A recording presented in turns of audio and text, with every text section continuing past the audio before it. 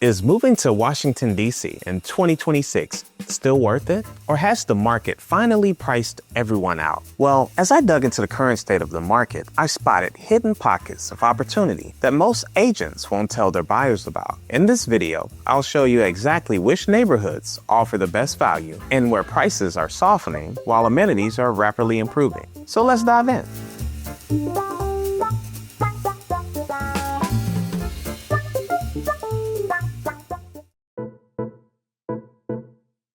Here's the thing about the DC real estate market right now. The median sales price in a district hit around $675,000 as of September 2025. That's up about 3% from just last year. And what's really interesting is what's happening with inventory and time on market. Homes are now sitting on the market for an average of 69 days. That's up 14 days from last year. Plus, active listings are up 39.1% across the region. Now, if you've been watching the DC market for a while, you know this is a huge shift from the crazy days of 2022, where homes were gone in 48 hours with multiple offers. This market shift really helps move up buyers with existing equity and first-timers with family support for down payments. Those two groups have more inventory options today than 6 months ago. And have you noticed how some properties sell in under a week while others sit for over 120 days, often in the same zip code? But here's what really matters. We're seeing a market that's starting to balance out, not crash. It's moving from an extreme seller's market to something more sustainable where buyers actually have options and negotiating power again. The inventory increase is partly because of all of these new condo projects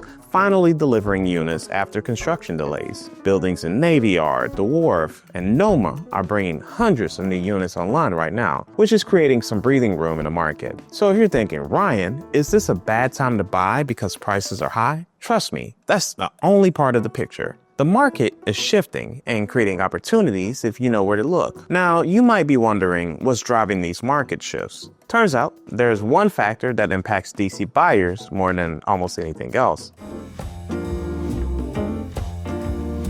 A $900 monthly payment difference is completely transforming who can compete in this market, and most buyers don't even realize it's happening. Now let's talk about what everyone's obsessed with: interest rates. The Fed's recent cuts have mortgage rates trending down, and that's changing the affordability equation in a big way. Check this out. On a typical $675,000 DC home with 20% down, a 1% drop in interest rates saves you roughly $300 to $400 per month on your mortgage. Think about that. That's around $4,000 a year back in your pocket. DC's home price to income ratio is now 5.6 to 1. For context, in 2006, before the housing crisis, it peaked at 7.4 to 1. We're entering a rare balanced zone where interest rates changes creates true opportunities rather than just affordability band-aids.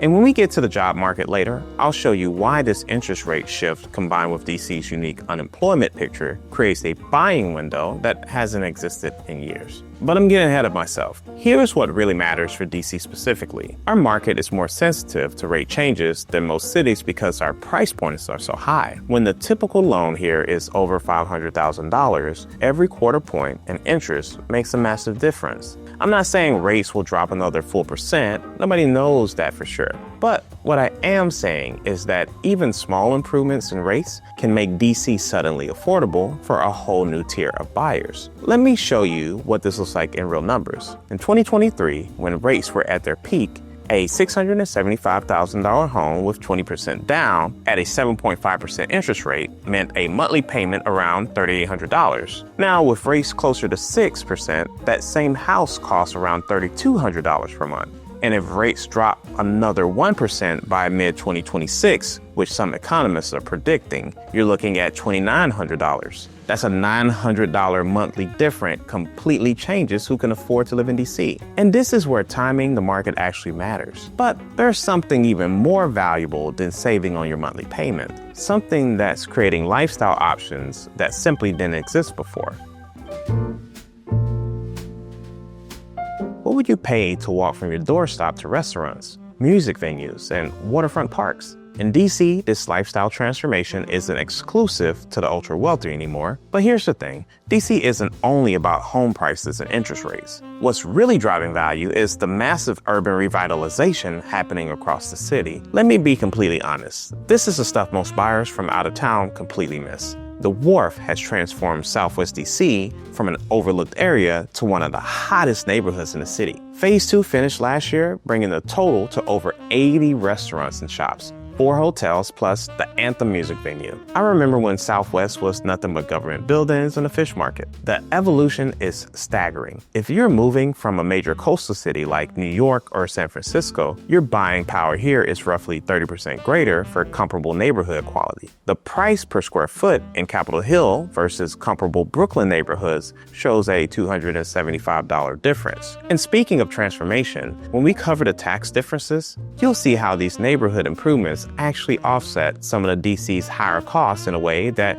most financial calculators completely miss. Now, let's talk about NoMa, that's north of Massachusetts. This neighborhood has added 6,400 apartments and 14.2 million square feet of office space. It went from an industrial zone nobody wants to live in to one of the most walkable neighborhoods in the country with a walk score of 96. Pretty wild, right? NoMa's walk score ranks it among the top urban neighborhoods nationally. And in NoMa, the price difference between units east versus west of the 5th Street Northeast is still over $100 per square foot, despite identical access to the amenities.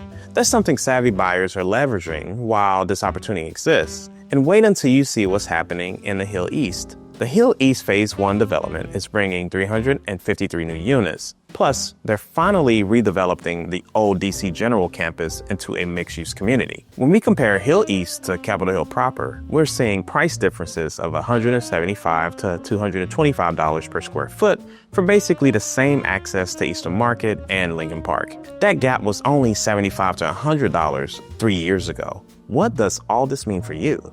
These projects aren't simply adding housing, they're creating entirely new lifestyles. 10 years ago, if you wanted restaurants, nightlife, and waterfront living, your options in DC were limited. Now, you have multiple neighborhoods to choose from, each with their own vibe. Plus, and this is huge, DC has been ranked as having the #1 park system in the country for 5 straight years according to the Trust for Public Land. The quality of life here is completely different than it was a decade ago. The 55 and up crowd is finding amazing value in new mixed-use developments at the Navy Yard and Wharf, where maintenance-free living combines with walkability in ways previously unavailable in this market. All this neighborhood transformation sounds incredible, right? But there's a financial gotcha moment that blindsides many buyers when they sit down at the closing table. Let me show you a number that makes most people's jaws drop. That $16,000 tax difference between DC and Arlington, it could buy you an entire kitchen renovation. Depends on the house. But there's a hidden financial equation most buyers never consider. Now, I'm not trying to scare you, but there's something most agents won't tell you about buying in DC. The taxes and fees are serious business. This is the stuff that hits your wallet every single month. Here's what really matters. DC transfer and recordation taxes are 2.9% combined for properties over $400,000. And let me put that in perspective. On that medium $675,000 home, you're paying about $19,575 just in transfer and recordation taxes at closing. And compare it to Arlington, Virginia, just across the river, where the rate is only about 33%. That's around $2,228 of the same price homes. The difference is over $17,000. Think about that. That's a full budget for some type of expense in your house. That 2.9% transfer and recordation tax is usually split 50-50 from buyers and sellers. But that $17,000 transfer tax difference between DC and Arlington equals about 5.8 years of savings from shorter commuting costs for someone working downtown. With federal jobs down 14,100, why are property values still climbing in neighborhoods like Navy Yard and Brookland? When it comes to transfer taxes, Montgomery County and Maryland is much better with rates between 2.4% and 3.35%, depending on the price point. But here's the thing, you need to look at the complete picture. Yes, DC's closing costs are higher, but DC's property taxes are actually lower than many surrounding counties. Plus, if you're commuting into the city every day from Virginia or Maryland, those transportation costs add up fast. The real question isn't just where are taxes higher or lower, but what am I getting for my money? And this is where DC still makes sense for a lot of buyers. Speaking of getting value for your money, there's another major factor that's shaking up the DC market right now. A 543% increase in federal unemployment claims sounds terrifying until you understand the unique resilience that's kept DC property values stable through every government contraction cycle since 1970s. Now, let's talk about jobs, because this is where things get interesting for DC in 2026. The federal government makes up about 24.6% of all jobs in DC proper. That's a huge concentration. But the first half of 2025 saw the federal workforce in the DC metro area drop by about 14,100 jobs. That's substantial. Unemployment claims from federal employees went up by 543% compared to 2024. What explains the 39.1% increase in listing inventory when construction completions only account for 12% of the growth? The answer lies in shifting employment landscape. Federal contraction creates temporary inventory that historically gets absorbed by private sector expansions within 8 to 14 months. I know that sounds scary, but let me put it in context. The federal government has been through cycles of expansion and contraction for decades, and the DC housing market has remained one of the most stable in the country throughout all of it. Why? Because even during downsizing, the government never truly leaves DC. And the private sector, particularly in tech, healthcare, and professional services, continues to grow. Amazon is already 8,000 employees into their 25,000 job commitment at HQ2. Think about the ripple effect. Those aren't just Amazon jobs. They're creating an entire ecosystem of supporting businesses. Plus, DC's unemployment rate is still below the national average, and median household incomes here are among the highest in the nation. The job market fundamentals remain strong despite the federal workforce adjustments. For young professionals prioritizing transit access, the Purple Line connection opening in late 2027 will create value corridors in previously overlooked areas like Tacoma Park and Silver Spring, where prices still average 18% below similar walkable neighborhoods. The key is understanding that while short-term might be volatile, DC's long-term employment picture is incredibly resilient. This isn't a boom and bust market like some tech cities or one-industry towns. So, with all of these market forces in play, the real question becomes clear. Where exactly should you be looking in DC right now? Let me break down the strategy that's working for my clients. The sweet spot isn't timing interest rates. It's finding the neighborhoods in the development growth phase where $675,000 still buys you premium access to DC's transforming urban landscape. So, is it still worth moving to DC in 2026? Here's my honest take. If you're looking for a quick flip or planning to stay less than 3 to 5 years, I'd be cautious. The high transaction costs and current market shifts mean you might not see the appreciation needed to offset those expenses in the short term. Based on historical absorption rates, when interest rates drop by 1%, the current inventory surplus typically disappears within 60 to 90 days as buyer competition surges.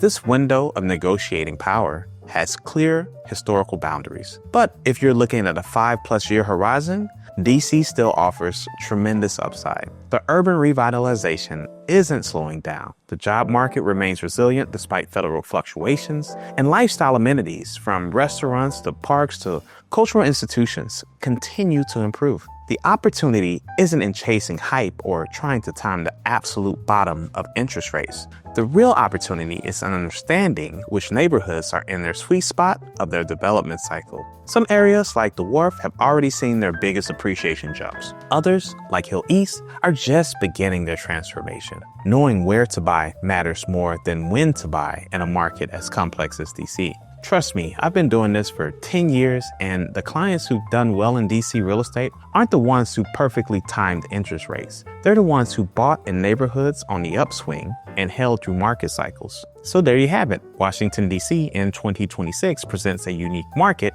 where federal job shifts, longer days on market, and revitalizing neighborhoods create strategic opportunities for informed buyers. And while most are scared off by the median prices and hefty transfer taxes, this window of softening prices and improving amenities in areas like the Wharf, Noma, and Hill East won't last once interest rates drop and demand surges again. Ready to navigate DC's complex market before this opportunity vanishes?